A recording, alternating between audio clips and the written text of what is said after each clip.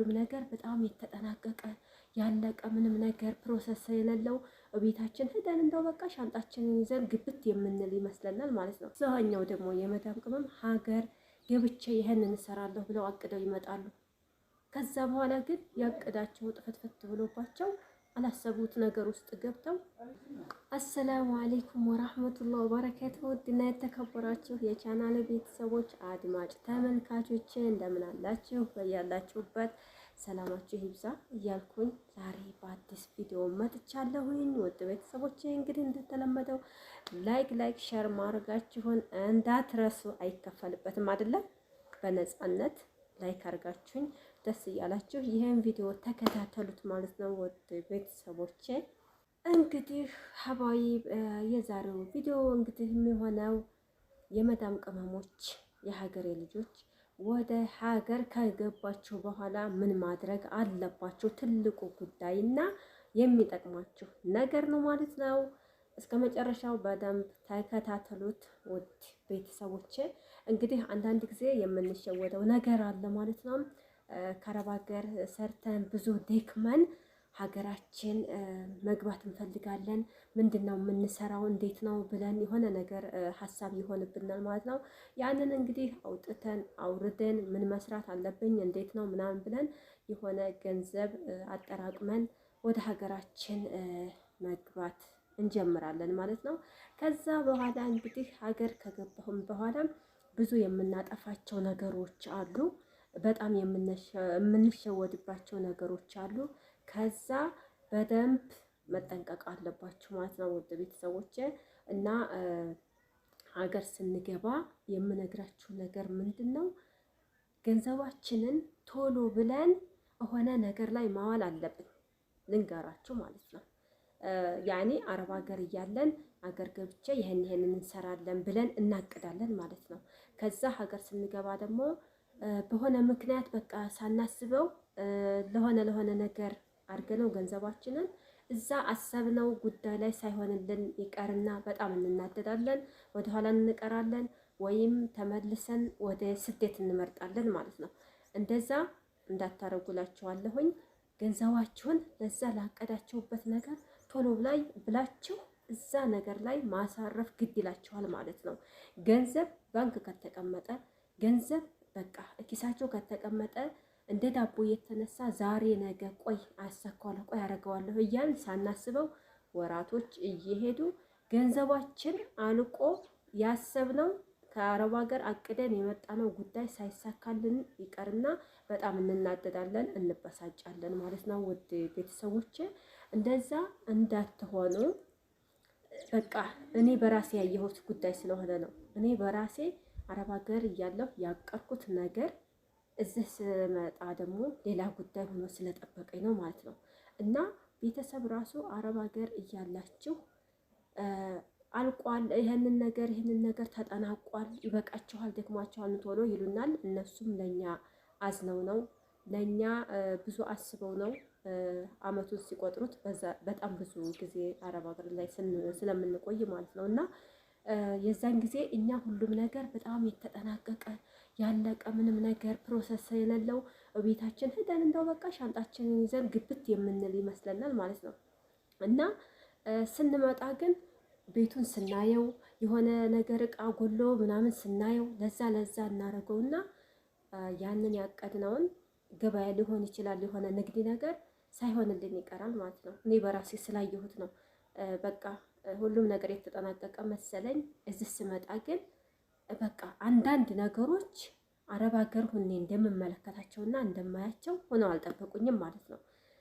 የስራው ባህሪ በጣም ይለያያል ማለት ነው። እና አእምሯችን እዛ አረብ ሀገር ሆነን የምናየው ያው የመዳምን ቤት የመዳምን ስታይል ምናምን ነገር ብዙ ነገር ስለምናይ እንደዛ ሆኖ የተሰራ እንደዛ ሆኖ የጠበቀን እና ሀገር ስንገባ ምንም ፕሮሰስ የሌለው ነገር ይመስለናል። ግን እዚህ ስንመጣ በቃ ያንን ትረሱትና አረብ ሀገር ያለውን ያሰባችሁትን ትረሱትና ማለት ነው። እዚህ ስታዩት በጣም ይገርማችኋል። ከዛ እንደገና ወደ ስራ ትገባላችሁ ማለት ነው።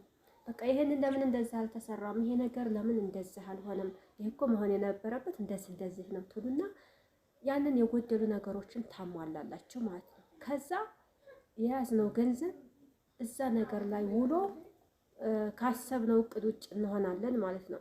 እና ምንም ብላችሁ በዛም ብላችሁ በዛም ታግላችሁ በቃ የሆነ ነገር መክፈት አለባችሁ፣ ግድ ነው። ለምን ገንዘብ ከተቀመጠ ምንም ፋይዳ የለውም ማለት ነው። ያው መልሶ ወደ ስደት መመኘት ነው የሚሆነው ማለት ነው። ለምን ያቀዳችሁት ነገር መና ሆኗል ማለት ነው።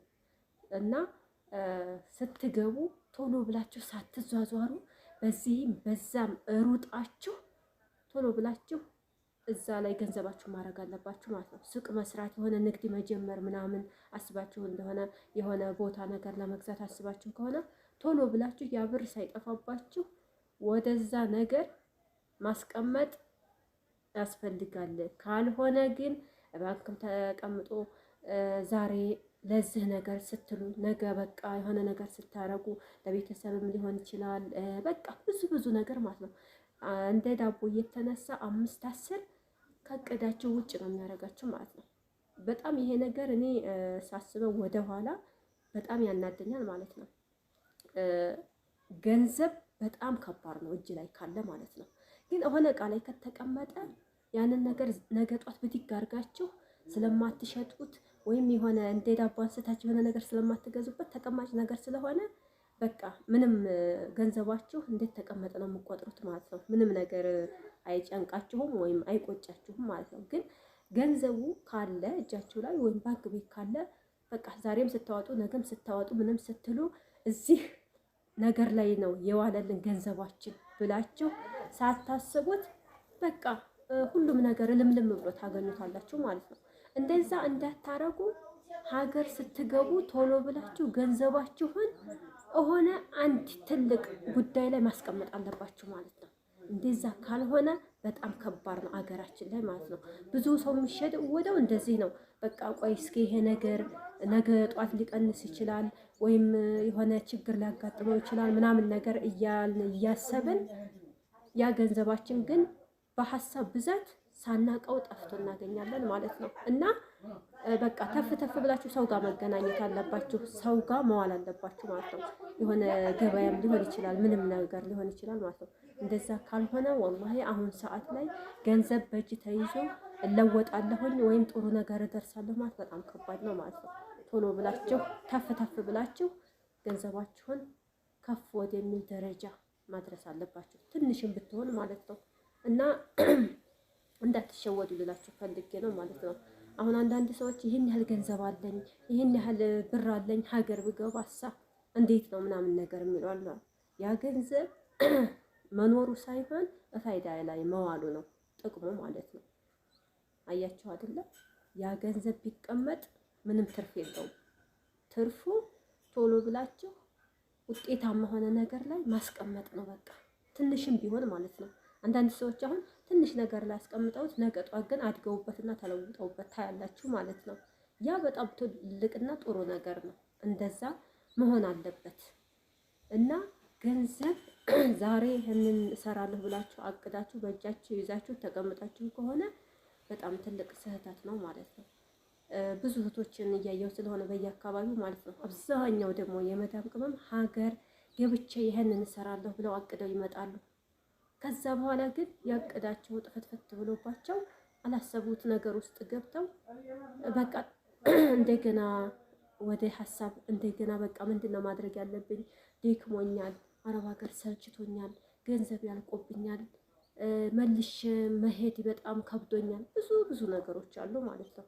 ያ እንዳይፈጠር የሰራችሁትን ገንዘብ በአግባብ ይዛችሁ ቶሎ ብላችሁ መጥታችሁ ሆነ ቁም ነገር ላይ አውሉት እላችኋለሁ፣ የሀገሬ ልጆች ማለት ነው። እና ብዙ እህቶችም የሚጠይቁኝ ነገር ስላለ ነው። ሀገር ገብተን ምንድነው የምንሰራው? ምን መስራት አለብን? ምን ያዋጣናል ነገር ይላሉ ማለት ነው። ግን እዚህ ከመጡ በኋላ ሌላ ጉዳይ ነው የሚሆነው ማለት ነው። እና ሀዋይቢ ይሄንን እድል ተጠቀሙበት። ውድ ቤተሰቦቼ ይሄ ቪዲዮ ከተመቻችሁ ላይክ፣ ሼር ማድረጋችሁን እንዳትረሱ። በሌላ ቪዲዮ እስከምንገናኝ ወሰላሙ አለይኩም ወራህመቱላሂ ወበረካቱሁ። መልካም ቆይታ፣ መልካም ምሽት።